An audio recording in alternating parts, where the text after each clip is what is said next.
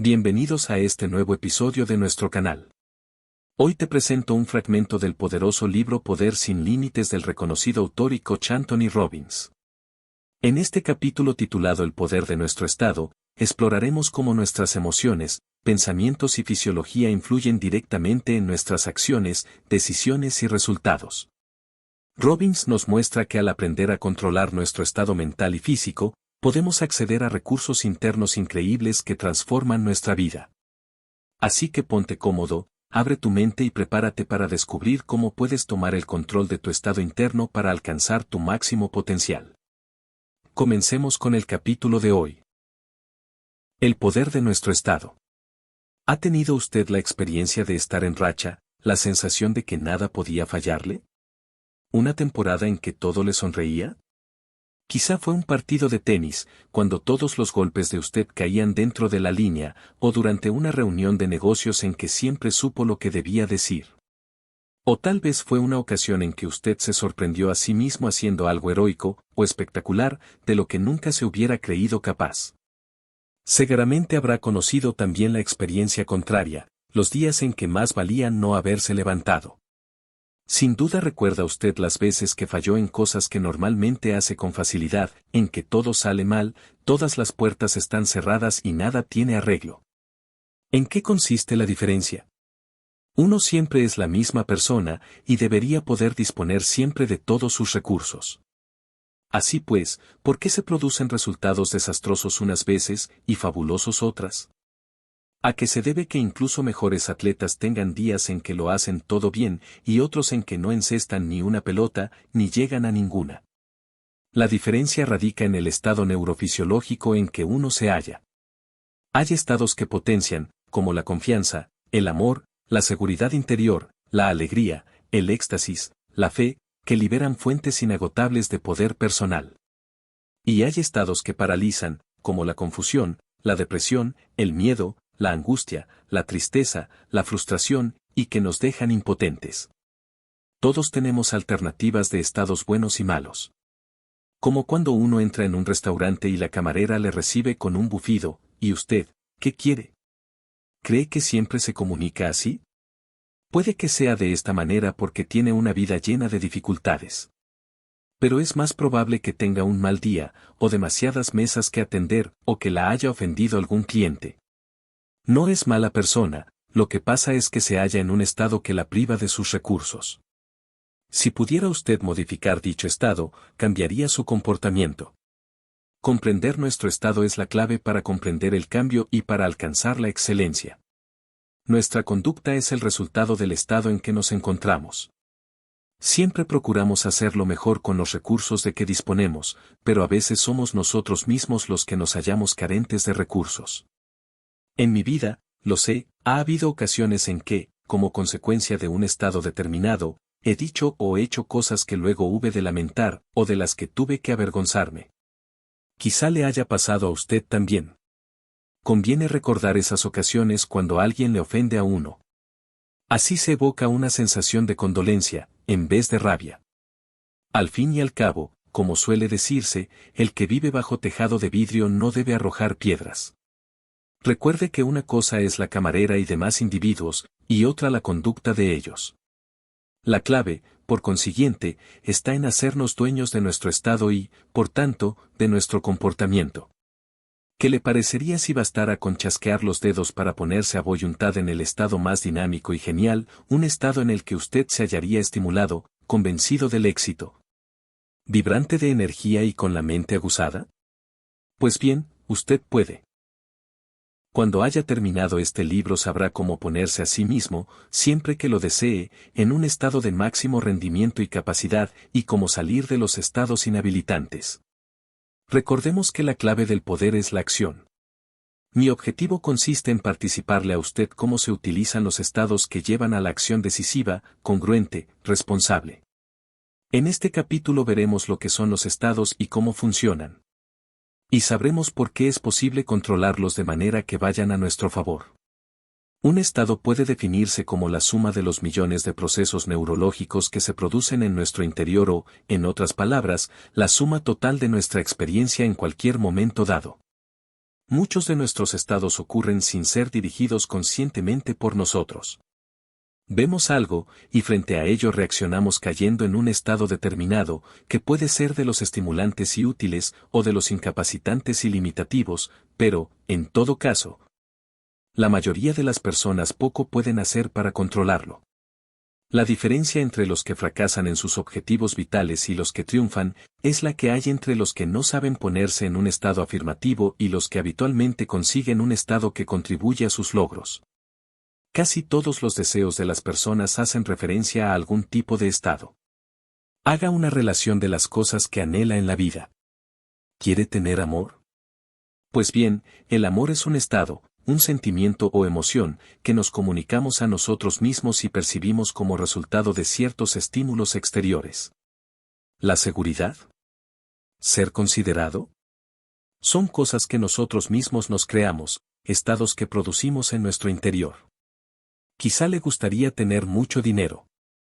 Pero no será por coleccionar papeletas verdes ilustradas con las caras de diversos personajes notorios del pasado. Lo que usted quiere es lo que el dinero representa para usted, el amor, la seguridad, la libertad o cualquier otro estado de los que, a su parecer, el dinero puede proporcionar. De manera que la llave del amor, de la alegría, de ese poder que el hombre siempre ha buscado, la posibilidad de ser el dueño de su propia vida, estriba en saber cómo dirigir sus estados y cómo usarlos. La primera clave para dirigir su estado y producir los resultados que desea es aprender a dirigir eficazmente su cerebro. A este fin, necesitamos entender un poco mejor cómo funciona. Ante todo, es preciso saber cómo se crean los estados. Desde hace siglos, al hombre le han fascinado los medios capaces de alterar sus estados y, por consiguiente, su experiencia de la vida. Ha ensayado el ayuno, las drogas, las ceremonias rituales, la música, la actividad sexual, determinados alimentos, la hipnosis y la oración. Todas estas cosas tienen su utilidad y sus limitaciones. Ahora, sin embargo, entrará usted en procedimientos mucho más sencillos e igualmente poderosos, e incluso más rápidos y precisos en muchos casos.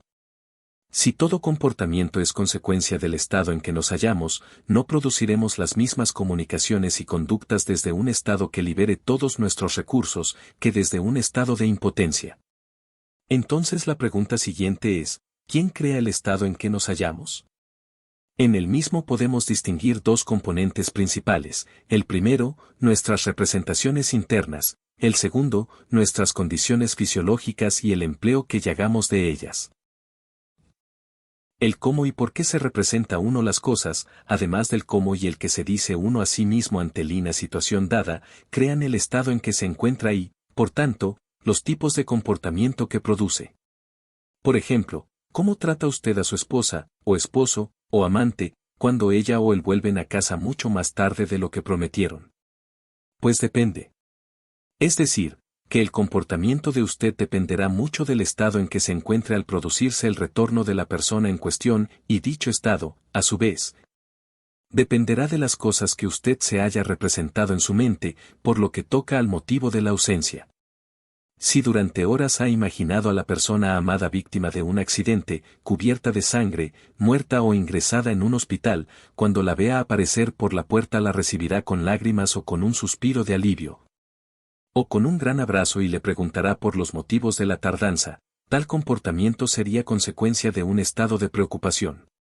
En cambio, si usted imaginó que el ser amado estaba corriendo una aventura furtiva, o si pasó el rato diciéndose una y otra vez que la tardanza es una muestra del poco aprecio que esa persona siente por los sentimientos o por el tiempo de usted cuando él o ella se haga presente, recibirá una acogida muy distinta de la que he descrito antes, pero que asimismo será consecuencia de ese otro estado. Al encontrarle celoso o resentido, aparecerá una gama de comportamiento diferente.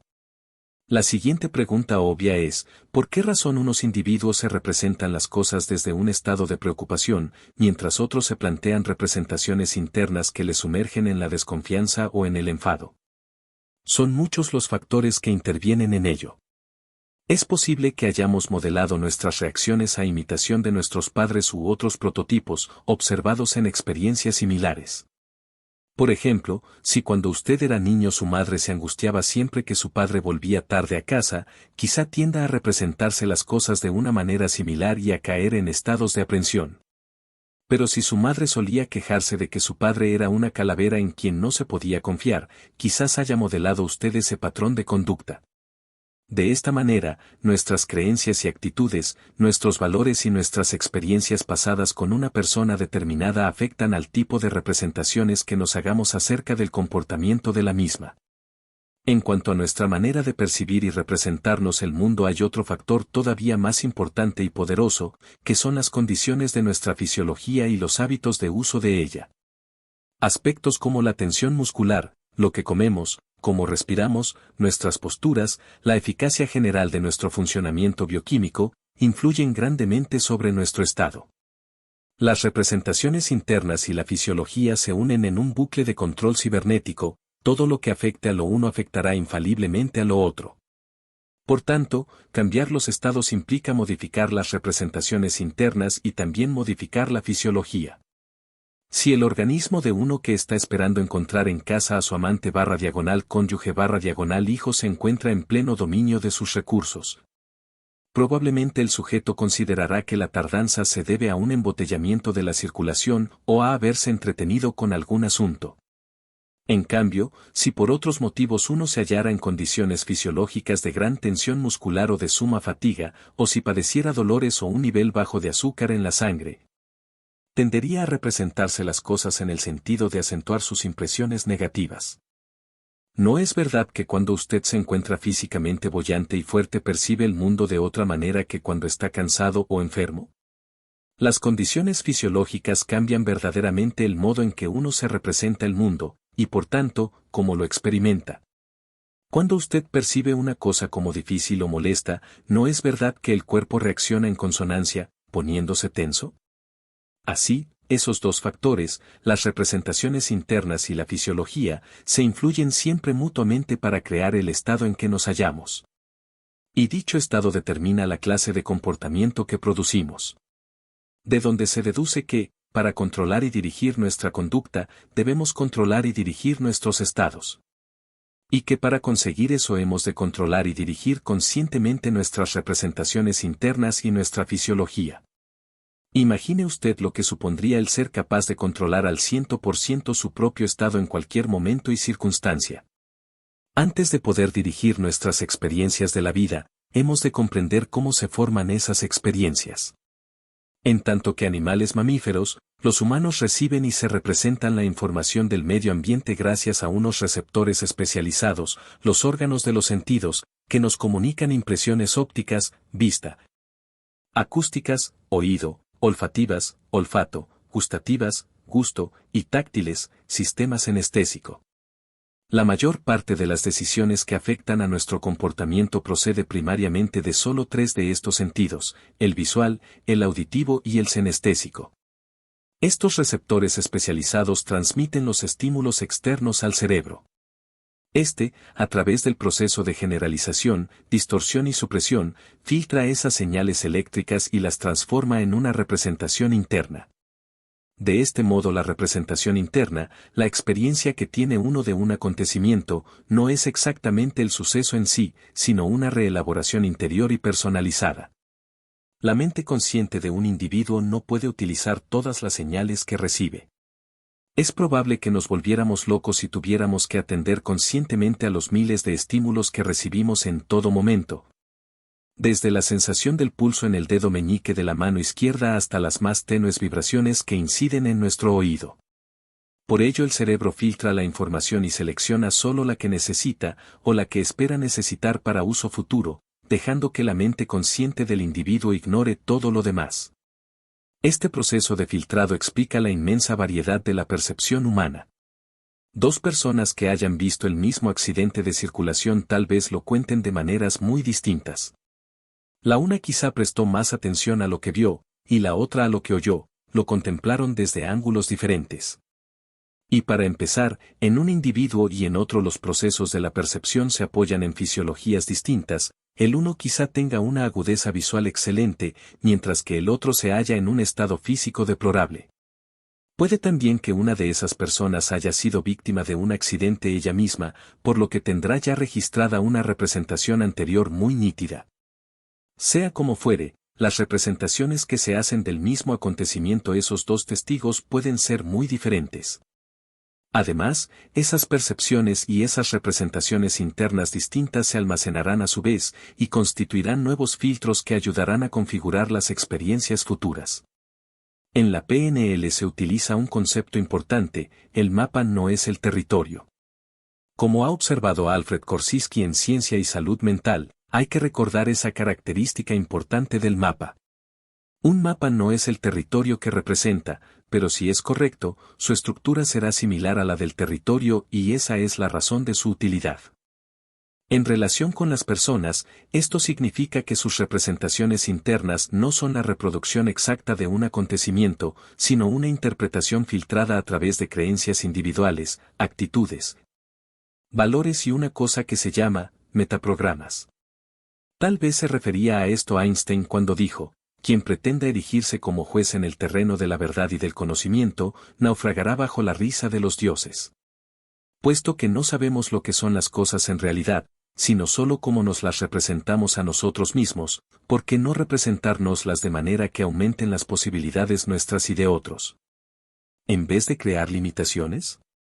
La clave para conseguirlo con éxito es la gestión de la memoria, la formación de representaciones que habitualmente crean los estados de mayor potenciación para el individuo. Toda experiencia ofrece varios aspectos que enfocar, hasta el individuo más triunfante puede empezar a plantearse lo que no va bien y caer en un estado de depresión, de frustración o de ira. Pero también puede optar por enfocar todo lo que le sale a pedir de boca. Por terrible que sea una situación, siempre cabe la posibilidad de representársela de manera que potencie los propios recursos. Los triunfadores son quienes más habitualmente acceden a sus estados más fecundos y descollantes. ¿Cuál otra podría ser, si no, la diferencia entre los que triunfan y los que no? Recordemos de nuevo a W. Michei. Para él lo importante no fue lo que le ocurrió, sino cómo se representó lo que ocurrió. Pese a verse terriblemente quemado, y luego paralítico, supo hallar la manera de recobrar la plena posesión de sus recursos. No olvidemos que no existe nada inherentemente malo o bueno. El valor está en la representación que nosotros nos formamos. Podemos representarnos las cosas de tal manera que caigamos en un estado positivo, y también podemos hacer lo contrario. Deténgase un momento a recordar algún momento de su vida en que estaba usted cargado de energía y dueño de sus facultades. Eso es lo que hacemos cuando pasamos el lecho de carbones encendidos. Si ahora yo le pidiera que dejase el libro y caminara sobre un foso lleno de brasas, no creo que fuese corriendo a hacerlo.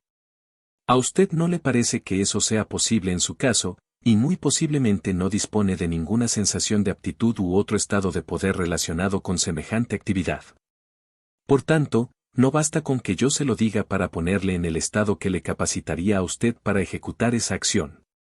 El paseo sobre las brasas les enseña a las personas cómo cambiar sus estados y su comportamiento de tal manera que les capacite para emprender acciones y obtener nuevos resultados, pese a sus temores o cualesquiera otros factores limitativos. Las personas que pasan la hoguera no dejan de ser las mismas que eran cuando entraron por la puerta, convencidas de que, al menos para ellas, caminar sobre brasas era algo imposible. Pero, en el ínterin, han aprendido a modificar su fisiología y a cambiar sus representaciones internas acerca de lo que son capaces de hacer o no, de modo que el andar sobre brasas, que al principio era una cosa terrorífica, se convierte en algo que saben factible para ellas. Han aprendido a ponerse en estado de pleno dominio de sus recursos, y desde dicho estado pueden producir acciones y resultados que antes hubieran creído fuera de su alcance.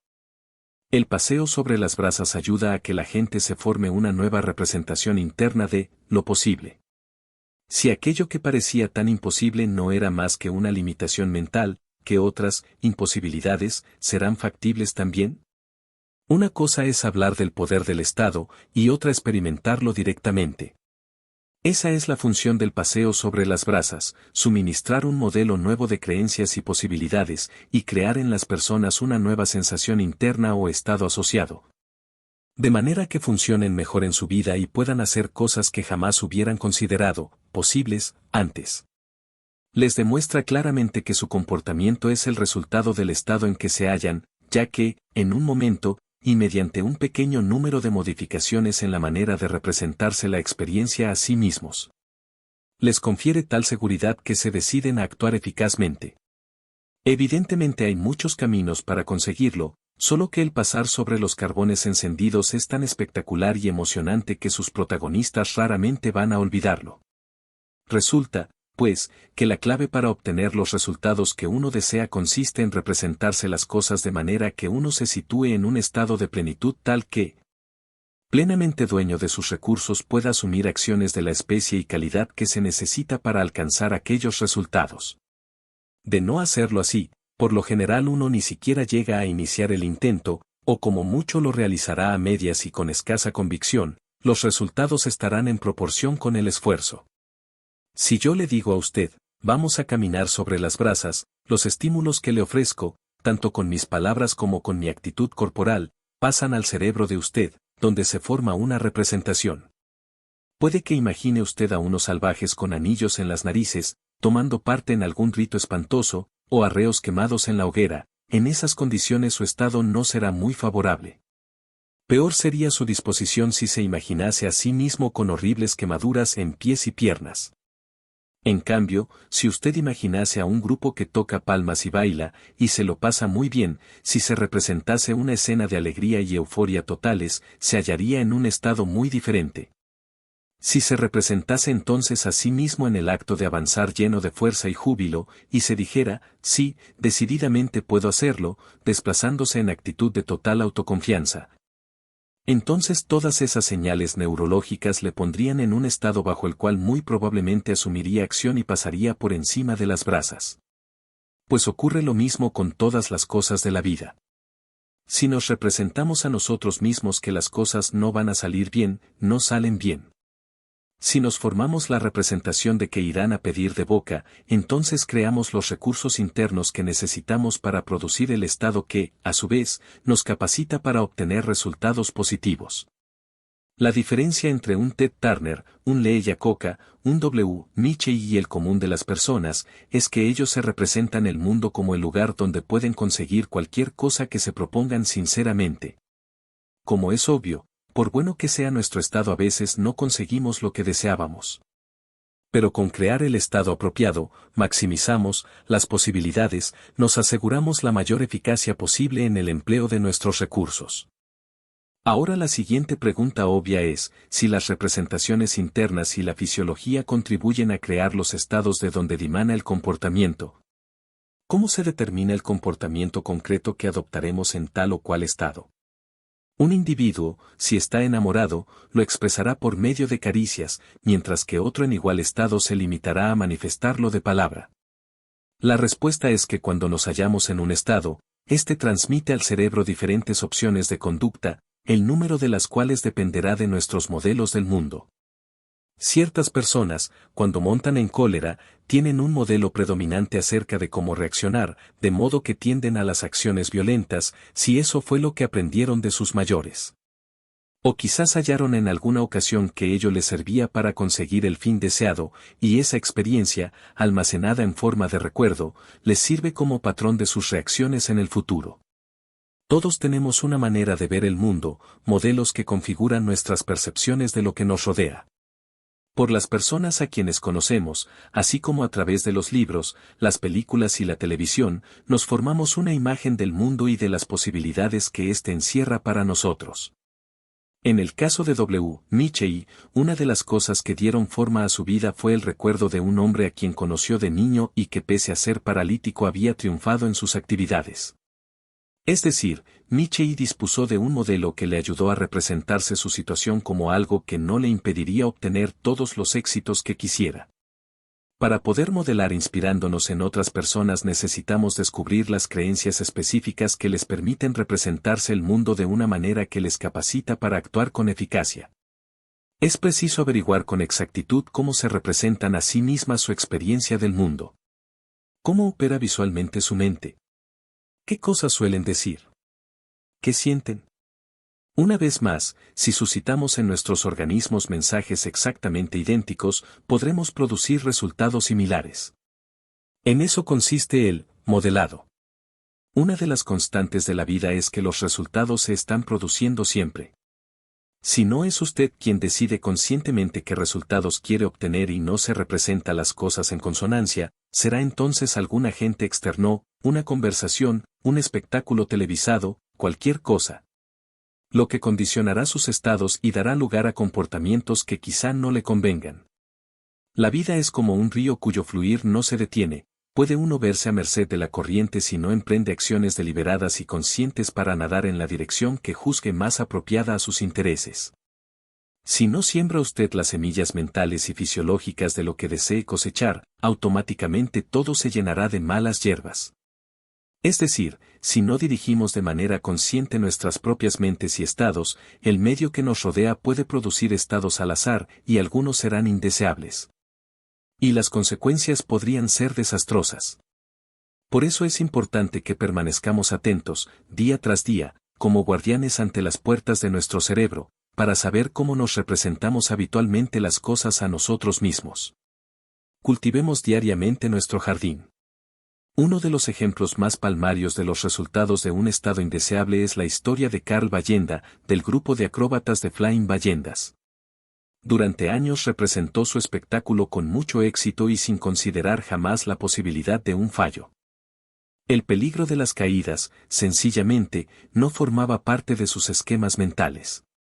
Pero luego, hace de esto varios años, empezó a comentar con su mujer que se veía a sí mismo cayendo. Por primera vez empezaba a ofrecerse a sí mismo, habitualmente, la representación de una caída. 3 meses después de haberlo mencionado por primera vez, cayó y se mató. Algunas personas dirían que tuvo una premonición. Pero otra interpretación sugiere que comunicó a su sistema nervioso una representación coherente, una señal, poniéndose en tal estado que fomentaba el comportamiento conducente a la caída, creándose por sí mismo tal desenlace. Su cerebro encontró un nuevo camino que seguir, y acabó por seguirlo. Así pues, en la vida resulta crítico enfocar lo que deseamos en contraposición a lo que no deseamos. Si uno enfoca continuamente todas las cosas malas de la vida, todo lo que no desea y todas las dificultades que podrían presentársele, se pone a sí mismo en un estado que fomenta esa clase de comportamientos y resultados. Por ejemplo, ¿es usted un individuo celoso? No, no lo es. En el pasado quizás haya producido estados de celotipia y el tipo de comportamiento que deriva de aquellos. Pero usted no es su conducta. Si admite una generalización de esa especie acerca de sí mismo, habrá creado una creencia que gobernará y dirigirá sus actos en el futuro. Recuerde que su conducta resulta de su estado, y que éste resulta de sus representaciones internas y de su fisiología, cosas ambas que puede usted cambiar en cuestión de instantes. Si ha sido celoso en el pasado, esto simplemente significa que se representaba las cosas de una manera que creaba dicho estado. Pero ahora puede representárselas de otra manera y producir nuevos estados, con los comportamientos consiguientes. Recuerde que siempre podemos elegir el modo de representarnos las cosas. Si uno se representa a sí mismo que la persona amada le está engañando, pronto se hallará en un estado de furor e ira. Tengamos en cuenta que ello ocurre incluso sin tener pruebas de que sea cierto, pero uno lo experimenta corporalmente como que, si lo fuese. De modo que al regresar la persona amada el coloso se encuentra en estado de desconfianza y furor. Puede que la insulte o la maltrate de palabra, o se limite a mostrarse de mal humor, exponiéndose, en todo caso, a una reacción vengativa para otra ocasión. La persona amada, recordémoslo, quizá no hizo nada malo, pero la conducta del celoso, consecuencia de su estado, probablemente le haga desear estar con cualquier otro. Ese es el resultado que usted consigue si es celoso. ¿Puede usted cambiar esa pintura negativa en imágenes del ser amado metido en un embotellamiento, y ese nuevo proceso le pondrá en tal estado que cuando él o ella llamen a la puerta, usted se comportará de modo que la otra persona notará cuánto la echaba en falta, lo cual reforzará su deseo de estar con usted? A veces puede ocurrir que la persona amada estuviese haciendo realmente lo que uno imaginaba, pero ¿para qué desperdiciar un montón de energías emocionales antes de estar bien seguro? En la mayoría de los casos probablemente no será cierto, y se habrá hecho mucho daño a ambos, inútilmente. Si asumimos el control de nuestras comunicaciones con nosotros mismos y suscitamos señales visuales, auditivas y senestésicas de lo que deseamos, se producirán habitualmente resultados de signo positivo, incluso en situaciones en que las probabilidades de éxito parecían escasas o nulas. Los directivos, entrenadores, padres de familia y motivadores más influyentes y eficaces son los que se representan y representan a otros las circunstancias de la vida de tal modo que transmiten señales triunfales al sistema nervioso incluso cuando los impulsos externos parecerían irremediablemente negativos. Así se mantienen y mantienen a otros en condiciones de total dominio de sus recursos, lo que les permite el esfuerzo hasta que triunfan. El lector seguramente recordará la aventura de Mel Fisher. Es el hombre que se pasó 17 años en busca de un tesoro sepultado bajo las aguas del mar, hasta que logró descubrir piezas de oro y plata por valor de más de 400 millones de dólares. En una crónica de prensa sobre este caso, le preguntaban a uno de sus marineros cómo había aguantado tanto tiempo con él. Contestó que Mel, sencillamente, poseía la virtud de infundir entusiasmo a todos. Todos los días Fisher se decía a sí mismo y le aseguraba a la tripulación, hoy será el día, y transcurrida la jornada decía, mañana será el día. Pero no habría bastado con decirlo, lo decía de modo coherente con el tono de su voz, sus imágenes mentales y sus sentimientos. Con lo cual se colocaba todos los días en el estado que le permitió seguir actuando hasta triunfar finalmente. Es un ejemplo clásico de la fórmula del éxito definitivo. Tuvo presente su meta, emprendió la acción, fue viendo lo que le acercaba al resultado, y, si no, ensayó algo diferente, hasta conseguirlo. Uno de los mejores motivadores que conozco es Dick Tomei, entrenador del equipo de rugby de la Universidad de Hawái. Es un hombre que sabe cómo las representaciones internas de las personas influyen en su rendimiento. Una vez, en un partido contra el equipo de la Universidad de Wyoming, los suyos estaban siendo literalmente barridos. Se llegó al descanso con un 22-0 en contra. Parecía que no hubiera sitio para ellos en la cancha mientras estuviesen allí los de Wyoming.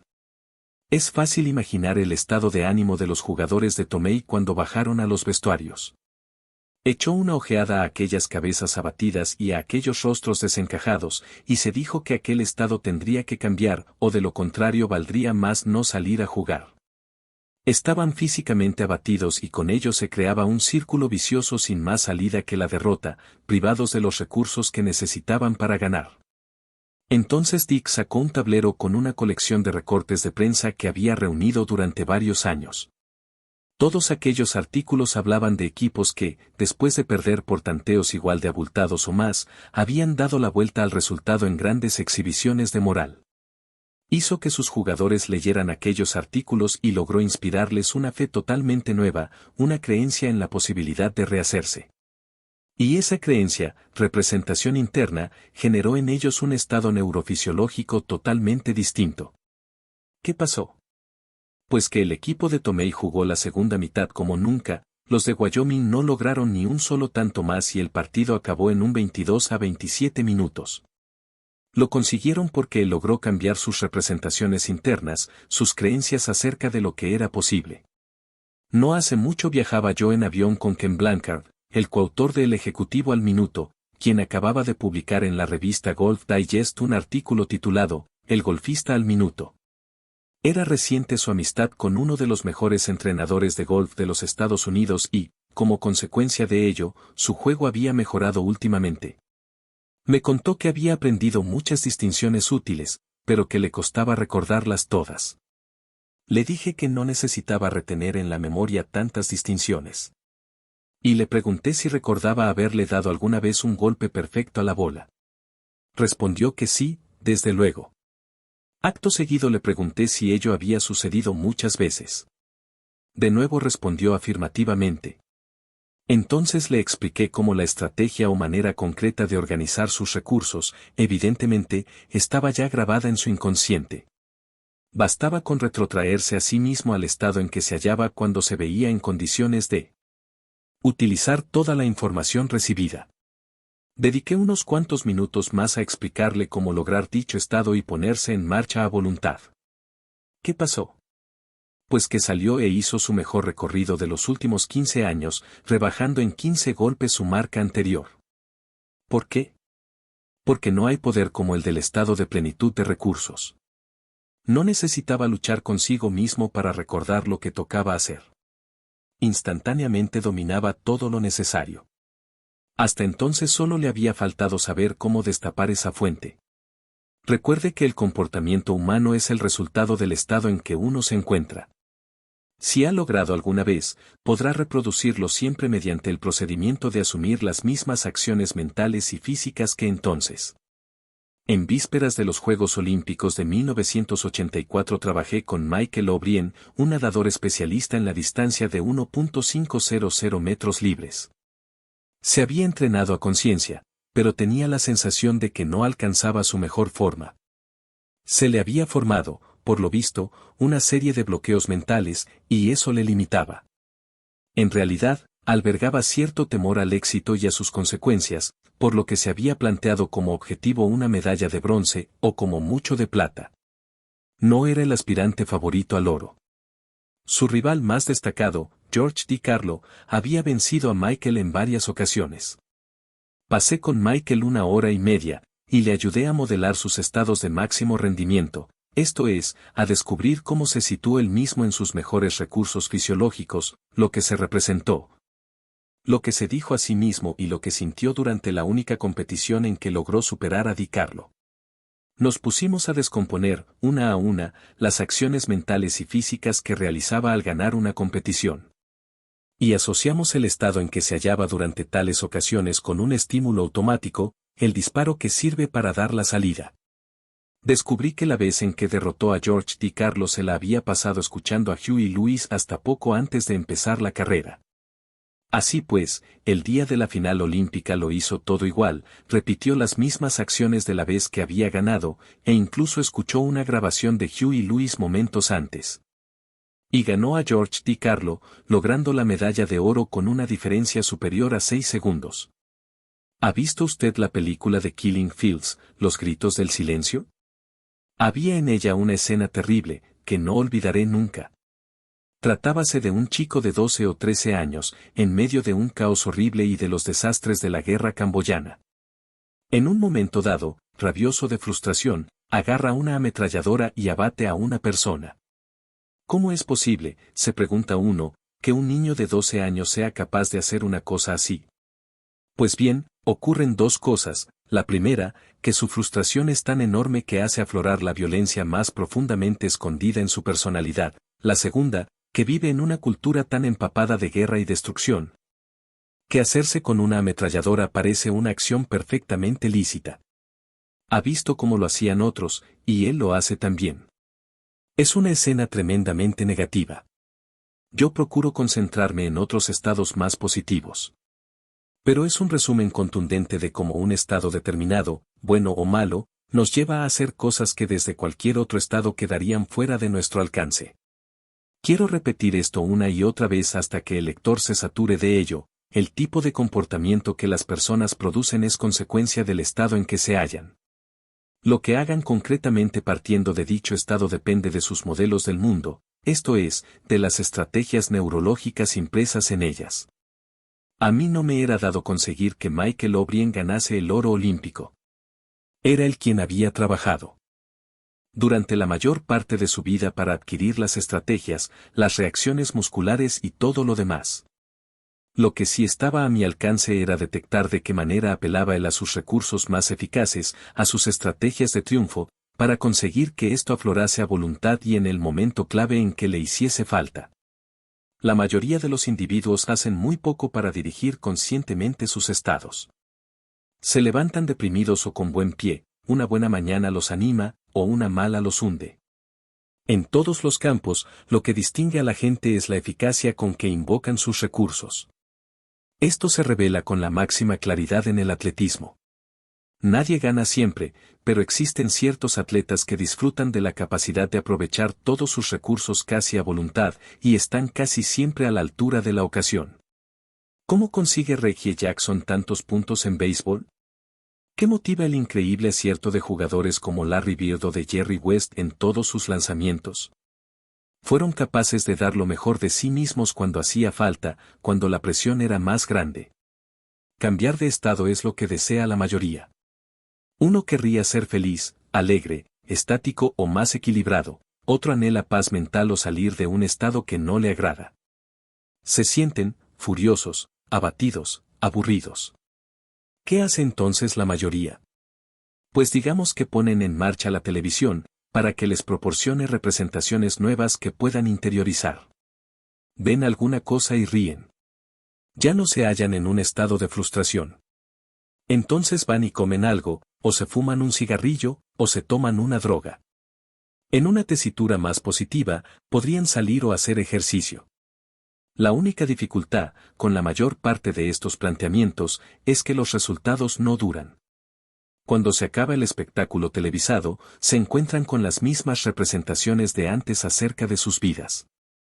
Cuando lo recuerdan, vuelven a encontrarse mal, mientras tanto, aquella comida en exceso, o aquella droga, ya han sido consumidas. Ahora hay que pagar el precio de ese fugitivo cambio de estado. En cambio, este libro le enseñará cómo cambiar directamente sus representaciones internas y su fisiología, sin recurrir a apoyaturas externas que muchas veces añaden más problemas a largo plazo. ¿Por qué consume drogas la gente? No porque les guste meterse agujas por las venas, sino porque les gustó la experiencia y no conocen otra manera de obtener ese estado. He visto muchachos, toxicómanos empedernidos, que dejaron el hábito después del primer paseo sobre las brasas, al advertir que existía una manera más elegante de alcanzar las mismas sensaciones. Uno de ellos, que según él mismo era heroinómano desde hacía 6 años y medio, pasó las brasas y les dijo a los demás, se acabó. Pincharme nunca me ha dado nada comparable a lo que he sentido cuando me he visto al otro lado de esos carbones. Lo cual no significa que deba dedicarse a caminar sobre brasas constantemente, sino que necesitará acceder a ese estado con frecuencia. Al hacer algo que creía imposible, desarrolló un nuevo modelo acerca de lo que uno puede hacer para llegar a sentirse bien. Las personas que han alcanzado la excelencia son maestras en beber de las fuentes más generosas de su propio cerebro. Eso es lo que las distingue del montón. Lo que más importa recordar de este capítulo es que el estado de uno contiene un poder impresionante y que uno puede controlarlo. No es forzoso vivir entregado al azar de los acontecimientos. Hay un factor que determina de antemano el modo de representarnos nuestra experiencia de la vida, un factor que filtra nuestra manera de representarnos el mundo. Ese factor determina qué clase de estados creamos habitualmente en ciertas situaciones. Ha sido llamado a menudo el poder más grande que existe. Gracias por acompañarme en este viaje de crecimiento personal con el capítulo El poder de nuestro estado del libro Poder sin límites de Anthony Robbins. Recuerda, tú tienes la capacidad de transformar tu vida tomando el control de tu mente y tus emociones. El verdadero poder está dentro de ti. Si este contenido te aportó valor, dale like, comparte y suscríbete al canal para no perderte los próximos capítulos y más contenido inspirador. Activa la campanita para estar siempre al tanto de cada nueva publicación. Hasta la próxima, y sigue cultivando tu poder sin límites.